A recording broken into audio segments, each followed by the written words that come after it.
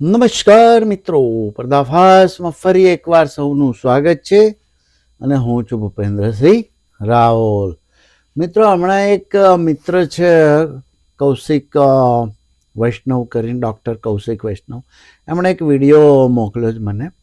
એમાં એક બેન એવું બોલે છે કે આપણે એમ કે ચોખ્ખું પાણી નથી મળતું એ વિશેની વાત. એમ કે આપણે વિશ્વગુરુ બનવા નીકળ્યા છીએ પણ એક ચોખ્ખું પાણી લોકોને પહોંચાડી શકતા નથી, એ ટાઈપનો સમથિંગ વિડીયો છે. વિડીયો મને મોકલ્યો છે, હું આમાં એડ કરું છું પછી.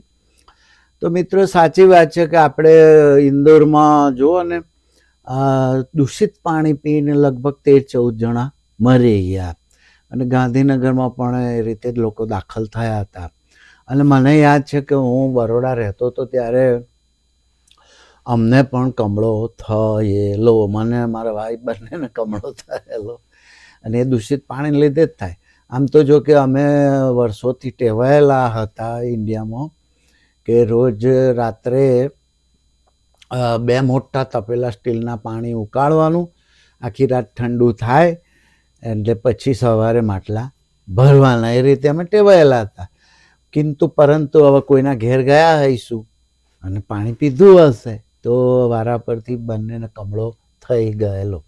એટલે આપણે એક તો ચોખ્ખું પાણી પૂરું પાડી શકતી નથી આપણી પંચાયતો, નગર પંચાયતો, નગરપાલિકાઓ કે મ્યુનિસિપલ કોર્પોરેશનો. અને આપણે વિશ્વગુરુ હોવાના બની ગયા અને આવા બધા દાવા કરીએ છીએ. પહેલાં એક ચોખ્ખું પાણી તો પૂરું પાડો પ્રજાને, પછી વિશ્વગુરુના બણગા ફૂંકો. એવું એ વિડીયોમાં કહેવાનું હતું ને મારું પણ એ જ કહેવું છે કે ચોખ્ખું પાણી તો પૂરું પાડો, પછી બીજા બણગા ફૂંકો. હવે સીધું નળમાંથી પાણી પીએ છીએ, તો એટલા માટે હું હવે આ બંને વિડીયો એ બતાવતું હું બંને વિડીયો જોઈન્ટ કરું છું. એ પહેલાં જોઈ લો, પછી સહેજ વાત કરીએ આપણે. Good morning everyone.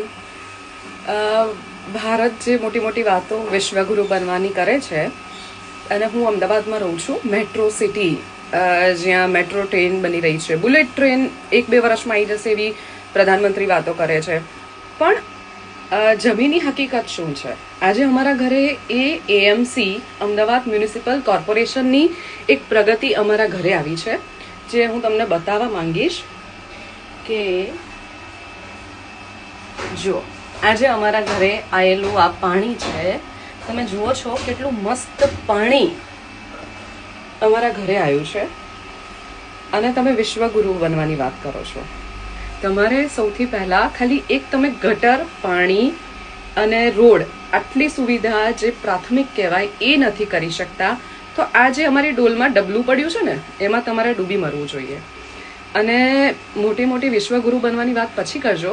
પહેલા જે લોકો, આપણા જે સ્થાનિક લોકો છે ને, એ લોકોને કેટલું ચોખ્ખું પાણી પહોંચાડવું જોઈએ એ બીજા દેશો સુધી શીખી લેજો. કેમ કે એ લોકો જે આટલા ખોબા જેવડા દેશો છે ને, સિંગાપુર, મલેશિયા, એ બધા બી આપણા પછી આવેલા ને આપણાથી વધારે જલ્દી વિકસિત થઈ ગયા છે, આપણાથી 50 વર્ષ આગળ છે. તો તમે વિશ્વગુરુ બનવાની વાત છોડો ને પહેલા જે પ્રાથમિક સુવિધા તમારા જનતાની છે ને એને આપવાની વાત પહેલા કરો. મિત્રો, આ અમારો નળ છે કિચનમાં, અને અહીં આપણે જે કોર્પોરેશનનું પાણી આવતું હોય છે, નગરપાલિકા કે પંચાયત કે મ્યુનિસિપલ કોર્પોરેશનનું જે આપણે ત્યાં પાણી આવતું હોય છે, એ રીતે અમારે અહીં ટાઉનશીપ કહેતા હોય છે, તો એનું પાણી અહીં આવે. હવે આ તમને કહું કે એ આમ ફેરવી દઈએ આખું અને પાણી લાવીએ તો ગરમ પાણી આવે, અને આવી રીતે ફેરવીને પાણી કરીએ તો ઠંડુ પાણી આવે. હવે હું તમને બતાવું કે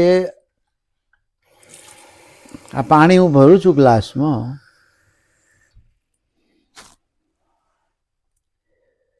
ચોખ્ખું પાણી છે, એકદમ શુદ્ધ વોટર, રાઈટ, નળનું પાણી. અને એ પાણી હવે હું પીશ.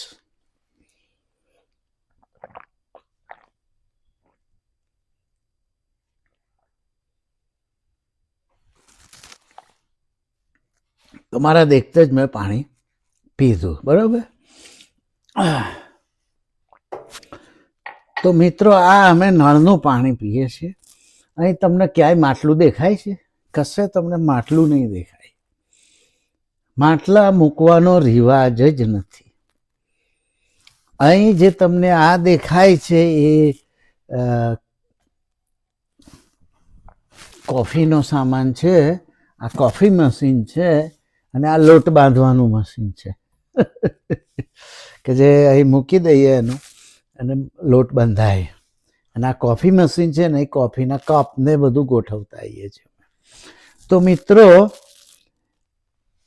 અહીં માટલા મૂકવાની જગ્યા હોતી નથી, કોઈ મૂકતું નથી. અમે નળમાંથી સીધું પાણી પીતા આવીએ છીએ. ફ્રીજમાં પણ અમે આમાંથી ભરીને ફ્રીજમાં મૂકતા આવીએ છીએ.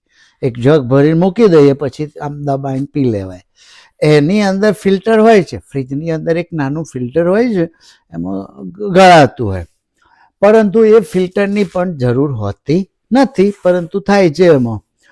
અમુક લોકો પ્રિકોશન માટે જગમાં ફિલ્ટર આવતા હોય છે, પેલા ચોકના કે જે કહે એ ફિલ્ટર વાપરતા હોય છે. પણ આ મેં તમારા દેખતે પીધું.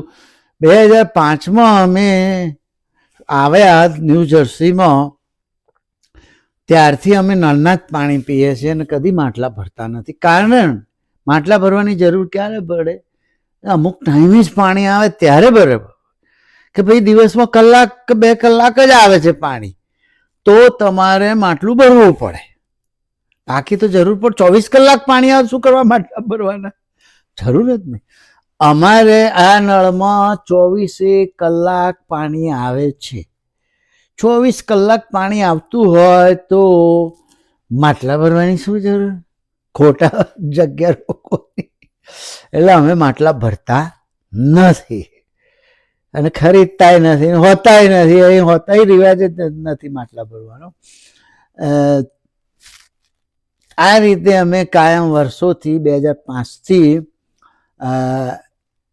આવ્યા છે, ત્યારથી અમે નળના જ પાણી સીધા જ, ઠંડુ પીવું હોય તો આમ ફેરવી નાખવાની ચકલી અને ઠંડુ પાણી પીવાનું, અને ગરમ કરવું હોય તો પેલી બાજુ ફેરવી નાખવાની, એટલે ગરમ પાણી આવે.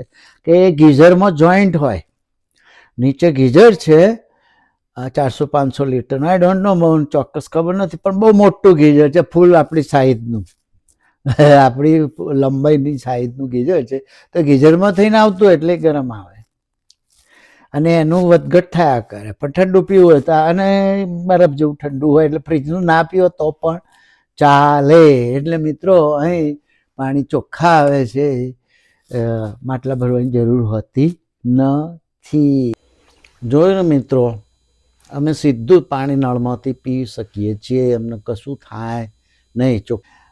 અને આપણે ત્યાં નળનું પાણી પીતા બીક લાગે છે, ઉકાળીને પીવું પડે. હવે હું અત્યારે ઇન્ડિયા આવતો હોઉં છું તો હું નળનું પાણી નથી પીતો, કારણ કે મને બીક લાગતી હોય છે અને ઉકાળીને પાણી પીવાની પણ હિંમત ચાલતી નથી.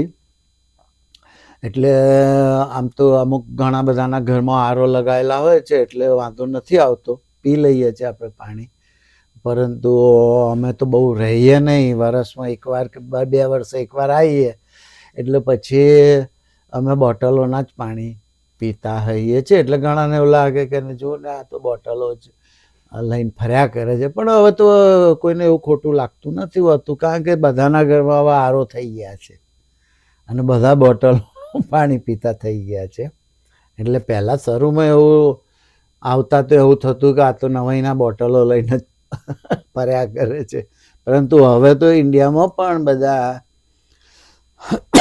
બોટલોનું પાણી પીતા થઈ ગયા છે અને દરેકના ઘરમાં આરો લગાવી દીધા હોય છે.